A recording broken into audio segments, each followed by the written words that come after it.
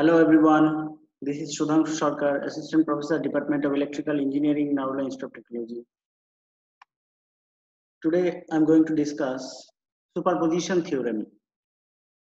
So first, we'll try to understand that what is superposition theorem, what different steps to solve any given circuit using superposition theorem. Then we'll discuss about the statement of superposition theorem. So here, the method of finding current through superposition theorem. So for that, first we have to consider a circuit. So here in our considering circuit, we have two sources. One is voltage source and second one is current source. E1 is voltage source and E2 is current source. And in our circuit, we have three resistors, R1, R2 and R3. Now, in step 1 of superposition theorem,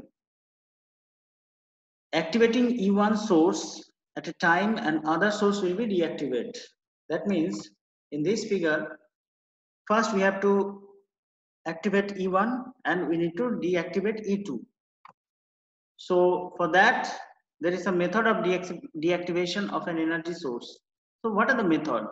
Method like it depends on source. Suppose for voltage, battery and EMF sources, the methods, if we deactivate the voltage source or battery source or EMF source, then we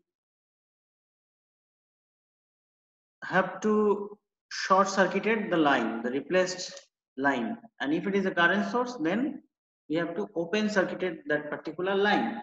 This is the rules for voltage source, battery source and EMF source. After removing or deactivating the source, short circuit that particular section, and for current source we have to open circuit that particular section. Now after deactivation, circuit becomes, so here this is our circuit. If we deactivate E2, that means the current source, so that part will be open circuited. So as per the deactivation rules, if you follow, you can find that E1 is the source here, voltage source, and E2 was a current source. So we replace the current source and open that line, and A and B are the open terminal of the particular circuit. Now in step 2, we have to find out current in each resistance by using any application. Any application means here we can apply current dividing rule, or using the loop analysis we can find the current through each resistance. So as per the figure, no current will flow through R2 resistance. This is R2. Why? Because this is the open terminal, and we know that through the open terminal current will never flow. So the flow of current, direction of current is I1. So here the direction is given. So current will flow through the circuit in this path. So how can we find this I1 current? We can find this I1 current using Ohm's law. It's a very easy method. So as per Ohm's law, we know that V equals to I into R. This is the Ohm's law. Now here what is V? V is nothing but E1. So E1, and what is current? I1. So E1 equals to I1 into R equivalent.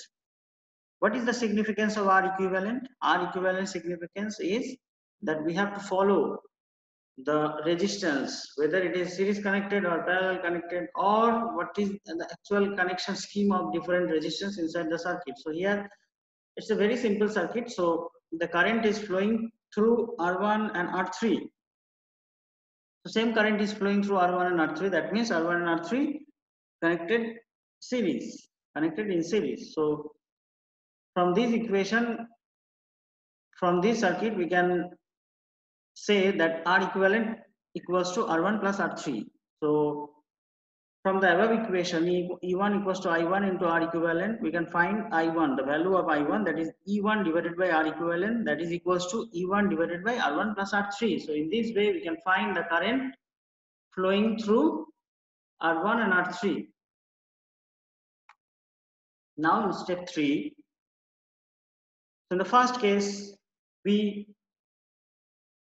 deactivate E2 and the source was E1. So here we need to replace this system. Now for this case, E2 will be activated source and we have to replace E1. So E1 is a voltage source. That means after removing E1, we need to short that line as per this table. Voltage source, battery source, EMF, short circuited. We have to short circuit that particular line. So here in step 3, again activating E2 source at a time, and other source will be deactivated. Finding current through E2 source. Applying current division rules we have. So E2 is acting here as a source. E2 is actually here the current source.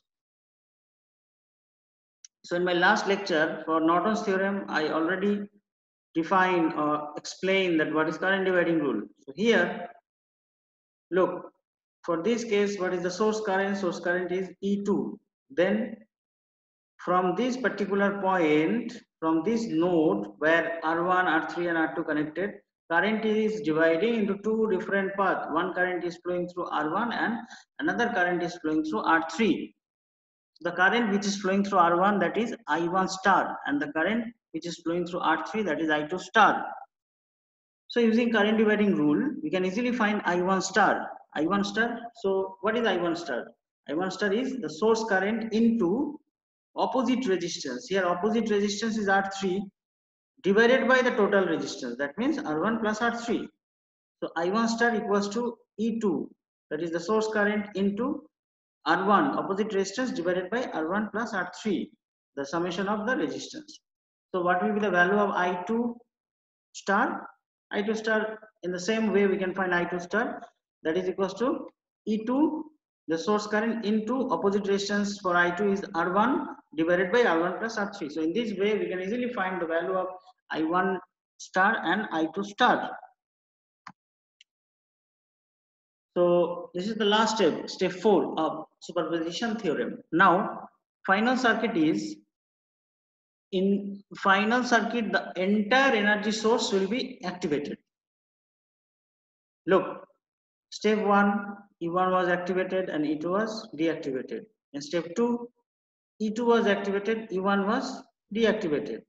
Now for the last step we have to active both the source. That means here the last step, the final stage, E1 and E2 both will be active condition, and the current flows in as same direction will be mentioned when one energy source will be activated as shown in figure below.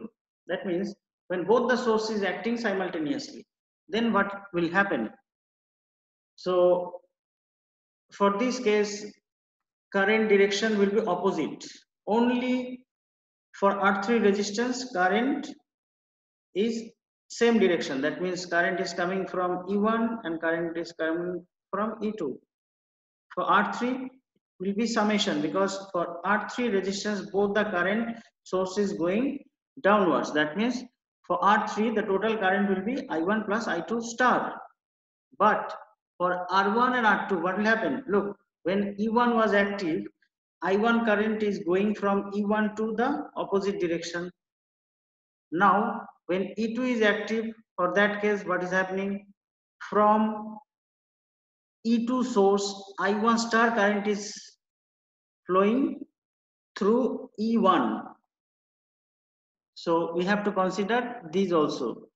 Look, so what we have to do for this case, look here, greater current has their direction, and if it is in opposite direction, then subtract greater current to the least current in same branch, and same direction will be add in same branch as shown in below figure.